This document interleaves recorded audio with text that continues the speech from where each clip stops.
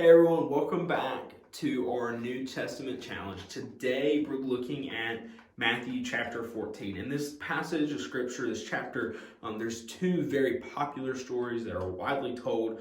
We see Jesus feeding the 5,000 and then walking on the water. But today I want us to look at this passage, not just as those two big stories, because everybody's heard those stories at this point, but I want us to look at two different aspects of this story.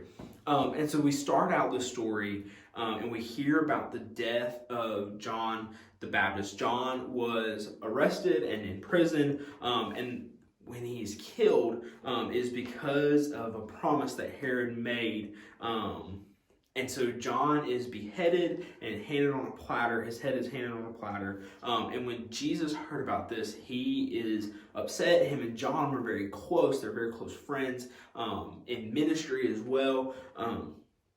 But when Jesus hears of this, he withdraws to a remote place. And we read that he went by boat, but quickly the crowds came to him by foot, and then he goes on and feeds the 5,000. But the thing about this was Jesus was going there to mourn. That was the purpose of him going away, was to mourn. But then we see in verse 23, it says, after dismissing the crowds, he went up on the mountain by himself to pray. Well into the night he was there alone. And to be honest, I think the reason why we have these two passages back to back, and with the details that we do about them, I think it's because Jesus didn't get the time to mourn that he wanted to, and then after he feeds the 5,000, he's going to pray.